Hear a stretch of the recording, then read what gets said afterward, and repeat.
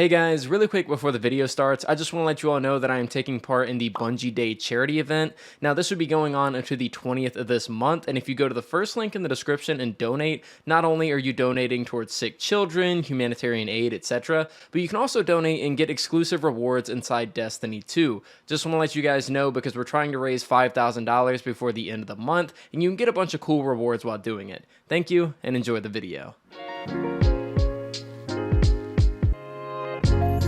With the Witch Queen expansion, Bungie finally implemented a long-awaited feature by most everyone in the Destiny community, weapon crafting.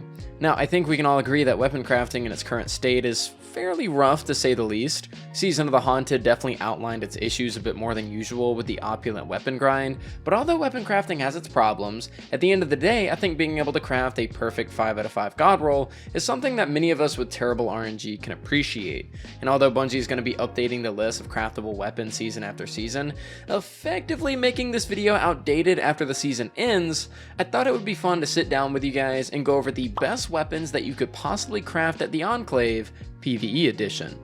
Like we discussed, weapon crafting can be a slog, so it's best not to waste your time on any subpar weapons or enhanced perks if you can help it, and that's where this video comes into play. With that said, like and subscribe if you enjoy the content today, and let's jump into this. For today's video, we're going to be going over weapons by category as they appear in the Enclave and discussing the must-haves as well as pointing out potential honorable mentions as well. So to kick off today's video, we find ourselves in the auto rifle category, and your main takeaway here most definitely needs to be 𝗕𝗏𝗡𝗏. This 720 RPM auto rifle is by far my favorite in the game, comes with the perfect perk combinations, and even has some potential ARC 3.0 capabilities come next season. 𝗕𝗏𝗡𝗏 is going to be found by grinding out PsyOps battlegrounds, as well as through Umbral focusing at the War Table and the Helm, and this is one of the few energy auto rifles in the game that can roll with the quote all for all perk combination, aka stats for all, one for all. And with this gun's RPM being so damn high, it perfectly synergizes with that combo, as it's meant for a spray and pray playstyle. Of course, when crafting this weapon, enhancing these perks will bump up the duration of them by 1 second, maybe a little bit longer, which is something you could afford to miss out on if you don't want to waste material. But I did it regardless for OCD reasons and because I love the weapon so much.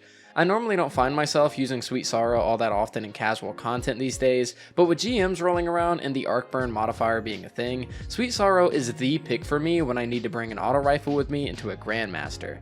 And who knows, maybe when ARC 3.0 comes out, I might craft another one of these with stats for all in the demo role. We'll just have to see how weapons interact with ARC 3.0's rework, and if it's any similar to Void 3.0. Scrolling down to our next category, we have our combat bows. The only two craftable ones in the game are the 𝗕𝗏𝗏𝗏𝗏 from the Savathûn Throne World, and the Under Your Skin from PsyOps Battlegrounds, and they're absolutely must-haves as they're both best in slot in my opinion.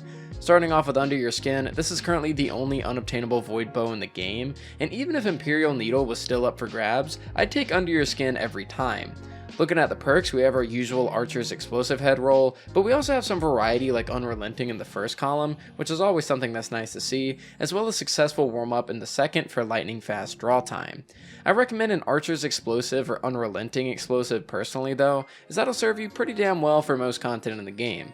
As for 𝗕𝗏𝗏𝗏𝗏𝗏, this bow is definitely the easiest kinetic bow to get your hands on, as the only other ones come from Europa, randomly getting sold by 𝗍𝗏 the Gunsmith, or the Garden of Salvation raid. This bow also comes as a lightweight archetype, making its draw time incredibly fast, which is a huge bonus for me. Of course, here again you have your Archer's Warm-Up and your Archer's Explosive roll, but we also have Shoot to Loot Explosive, which can come in clutch in heated moments where going into combat for ammo isn't an option, like in GMs for example. I know there are players that still prefer other kinetic options, but personally, 𝗨 is my favorite kinetic bow and an absolute must-have for when combat bows come back as anti-champion weapons. And just like 𝗕𝗏𝗏𝗏𝗏, there aren't any must-have enhanced perks for either of these weapons, unless you have the extra mats that you'd like to spend. Back to the Enclave and skipping past the hand cannon category, as 𝗨𝗏𝗏𝗏 is incredibly outclassed in PvE, we make our way to the pulse rifles.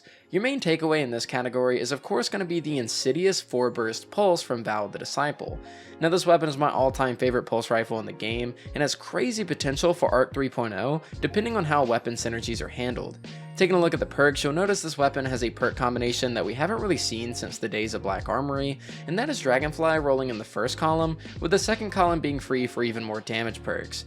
Of course, that's not the only thing special here, as the first column can also roll Demo, so it really comes down to what you value more: add clear via your weapon, or add clear via your grenades. Personally, I like to run Dragonfly in One For All, as Dragonfly can actually proc One For All with its explosion, and if you enhance Dragonfly, you can get an extra 5 reload speed out of the perk, but a more practical god roll would be something like Rapid It or Demo, combined with One For All or Adrenaline, as Dragonfly proccing One For All is very dependent on the situation, despite being fairly useful when it happens. There's just a ton going on with this weapon in terms of perks and different combinations you can go with, so it's really hard to go wrong here. I already mentioned Enhanced Dragonfly, but other enhanced perks of note would be Adapted Munitions, which will make the weapon even more effective against opposite shields, as well as Vorpal, which can, just like Dragonfly, give a +5 to your reload speed. Making our way to the Scout Rifle category, I know people like the Pointed Inquiry for its Adapted Munitions roll, but I personally hate its RPM, and Adapted Munitions alone isn't worth a recommendation for me. If that sounds interesting to you though, then I guess think of it as an honorable mention, and if you do craft it, armor piercing rounds combined with 4th times and enhanced adaptive is why you'd want it. Moving on over to a much less niche scout rifle, however, we have the Tears of Contrition 180 Kinetic Scout, which comes from Nightmare Containment and the other Haunted seasonal content. Now, I know we have some really good options in the kinetic slot for scouts, guns like Hung Jury, Night Watch, etc., but if you don't have either of those and want a gun that's craftable and has really good perks, and looks incredibly badass by the way, then Tears is for you. I was using this weapon a ton in the Corrupted so far this week, as I've been doing GM carries on my Twitch channel, and it's definitely served me very well in my time using it as a solid champion weapon. As far as perks go, Triple Tap and Explosive is really all you're going to need here, with Enhanced Triple Tap being a not so bad decision, as it almost doubles the time you have to hit your shots to benefit from the perk. I of course could be using a better RPM weapon like Night Watch, as I have a really good roll on that scout, but the design of Tears of Contrition just looks so good that I think it's going to be my main scout moving forward, and I have no regrets. Up next from the Scout Rifle category, we make our way to the Sidearms, and you guys definitely know what I'm about to say. Drang is the literal definition of a must-have weapon, and can be gotten by opulent chest farming on the Leviathan. With Solar 3.0 fresh off the press, and our current artifact having a lot of Solar 3.0 mods, Drang with Incandescent goes inexplicably hard. Now, you might ask yourself, well, what makes Drang better than other weapons with the same perk? Well, my friend, not only does Enhanced Incandescent increase the Scorch stacks, making weapons that can craft it much more desirable, but looking at the first column perks, Wellspring is a game changer. Not only are you constantly catching enemies on fire with Scorch, igniting them after they reach their max stacks, potentially placing sunspots if you're a Titan, but all the while you're getting ability energy across the board, across all of your abilities, allowing you to cause even more havoc. The enhanced version of Wellspring only grants 1% more ability energy, however, so going for Wellspring Enhanced isn't nearly as needed as it is with Incandescent. I absolutely hate sidearms, especially those that are single shot, but Drang is simply too good to pass up on, so craft this weapon ASAP and you won't regret it. Now moving on over to the submachine gun category, we have some absolute juicers, so I'm just going to go over them all really quick. First up, we have 𝗕𝗏𝗄𝗏. You probably don't need me to talk too much about this weapon, just know that it's one of the nastiest ad clear weapons out there, can synergize with necrotic grips on Warlock, and it's just an overall fun time if you have a free exotic slot. Second, we have Forensic Nightmare. I'm going to put this in as an honorable mention, not because I dislike the weapon, as you can see I've used it quite a bit, but it's fairly niche and definitely isn't on the same level as other stasis weapons. If you have free crafting mats, however, getting this from the Throne World and crafting one for yourself isn't the worst decision you could make, and Perpetual Motion Headstone is definitely the roll you want. There isn't really a desirable enhanced perk for this weapon, but if Bungie ever buffs enhanced headstone in the future to make it actually worthwhile, I'd be way more enticed to pull my forensic out of the vault.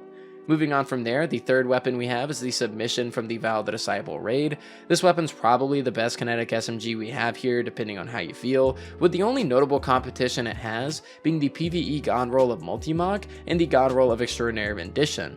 Its Overflow Frenzy roll is really good and is super easy to craft, as the weapon basically starts out as a god roll before you even start grinding, so it's definitely worth your time if you want to pair it with a really good wave frame GL, but just know that the enhanced perks don't really do much here, so if you're short on mats, there's nothing wrong with just sticking to base Overflow and Frenzy. And lastly, of course, we have the Callus mini tool. Again, just like Drang, Enhanced Incandescent is a must here, and you can pair that with Unrelenting, Threat Detector, and Grave Robber in the first column for the ultimate solar SMG, with Enhanced Grave Robber being the best one here for enhanced perks, as it's going to provide you a passive reload bonus. Mini Tool is the best solar SMG in the game, with some of the best perks possible across any weapon in the category, so you really can't go wrong here. Moving on from the absolute stacked SMG category, we make our way to the fusion rifles, and there really isn't much that special here. Maybe Deliverance if you're a fan of chill clip on fusions. So moving on over to the glaive category, we have our exotic glaives, which for the most part aren't anything special. They're not necessarily bad per se, but you don't really want them taking up your exotic slot if you can help it, except maybe the Titan glaive if you're using a behemoth super DPS strat. As for the legendaries, Enigma, Lubraze, and Nezarac's Whisper are good all in their own right, but my top pick here is going to be the Nezarac's Whisper. I flocked to this weapon immediately after the season began, as I got a pretty good roll from Nightmare Containment early on, and realized the crazy perks that this thing can get. I've essentially dubbed this thing the Nade Glaive, as it rolls Demo in the first column as well as Adrenaline in the second for great grenade synergy and potential Arc 3.0 synergy next season. With the glaive buffs we got this season, glaives are very slept on in my opinion, and despite Lubraze and Enigma still being pretty good, this is the main weapon that I'd keep on your radar. Up next from glaives, we make our way to grenade launchers. Here we have the Forbearance and Explosive Personality, with Explosive Personality being my honorable mention here. This Solar Wave GL is pretty great for those of you going for a Solar 3.0 build, as it has great perks, good survivability with Unrelenting and the Land Tank Origin trait, and is fairly available via PsyOps Battlegrounds. Although good, it isn't the best that's available, as that title goes straight to the Forbearance. This weapon comes from 𝗕𝗏 the Disciple and is just outright overpowered. No matter what build you might go for, Forbearance will perfectly fit into your loadout as an ad clear machine, with both Ambitious and Chain Reaction as your main perks. Enhanced Ambitious will give you extra reload, with Enhanced Chain giving you extra ammo capacity, although neither are must-haves on this weapon. Forbearance also comes with the Soul Drinker Origin trait that gives you back health for the amount of kills you get leading into a reload, which is just the cherry on top of the cake for what is basically the best offensive GL in the game. Onward to the shotgun category, there isn't really much of note here except maybe Without Remorse, being a fun ad clear shotgun with Incandescent, but outside of that, nothing here worth your time. That said, going down one more into the sniper category, if you're a day one raider, a weapon that you most certainly don't want to miss out on is the Thoughtless Adaptive Stasis Sniper Rifle from PsyOps. Now, snipers haven't really been in the meta for a long time, at least those that specialize in sustained DPS. They're just not great compared to what we have now. But whenever you're in a day one scenario and you're needing to squeeze out as much damage as possible, and ammo might be a pretty big scarcity for you and your team, having a backup DPS weapon outside of a heavy linear, for example, is a must. Before next season's raid rolls around, I'm definitely crafting one of these and leveling it up with Appended Mag, Overflow, and Focus Fury or Firing Line. Enhanced perks on here don't really do too much, as I believe Overflow doesn't really grant all that much ammo, and Focus Fury gives you 1 extra second of the buff, which you'll probably be refreshing a bunch anyways. Firing Line is going to give you extra range, which is totally unneeded, so if you're strapped on materials, don't stress about enhanced perks on this weapon. Lastly, for the special weapons, we have ourselves the Hollow Denial, which is probably the best trace rifle legendary in the game, but that really isn't saying too much. I'd probably skip out on this unless you have extra mats and vault space to spare, in which case a Lead from Gold or Adaptive Roll in the first column, combined with Killing Tally in the second, would serve you pretty well. Anyways, moving on over from our special weapons and finally making our way to the heavy weapons, we have the heavy grenade launchers, and here we have Tarnation, which is trash, so let's go one category down and make our way to the linear fusions. Here we have the Cataclysmic from 𝗏 the Disciple, which is the best linear in the game if you're looking for good ammo economy. Rolling with 4th times and bait and switch, this is probably going to be the best linear in the game all around whenever Storm Chaser gets its inevitable nerf in the future. Regardless, it's still great for generating free ammo via 4th times, and in my opinion is worth going for dual enhanced perks on, as enhanced 4th times will give you more leeway when it comes to proccing the perk, and bait and switch will give you some extra time on its damage buff. This is probably my favorite linear in the game, as I enjoy the gameplay loop of bait and switch, plus having free ammo all the time is definitely nice. And finally, to end things off, we're going to stop at the machine gun category, as rocket launchers don't really have anything worthwhile since the 𝗏𝗏 nerf. Here in machine guns we have the Fixed Odds from the Duality Dungeon, and this right here is by far the best solar machine gun in the game. Rolling with Field Prep and Incandescent, you already have a basis for a super good Solar 3.0 weapon, but if you're wanting to use this more universally, we also have Killing Tally in that final column, which would work perfectly. Enhanced Field Prep and Incandescent are definitely worth it here, and this has quickly become one of my favorite weapons to use in the game, especially inside Grandmasters as a primary weapon. And with that all said, ladies and gentlemen, that's gonna do it for today's video. I hope you all enjoyed my list of the best PvE crafted weapons in the game, and if there's anything you feel that I missed, definitely feel free to let me know in the comments below. Also, a subtle reminder to check out the charity event that's linked in the description, and donate to those in need to also receive some cool shit for Destiny 2. As always, shout out to my Patreon supporters, which help keep the channel alive, as well as a thank you to my tier 2s, Homebase Serenity, Admus, Vile, John, and Onrock, and my tier 3s, 𝘁𝗂'𝗏𝗏, Austin, and 𝗕lumia. Thank you all so much for watching, everybody, and I'll see you guys next time.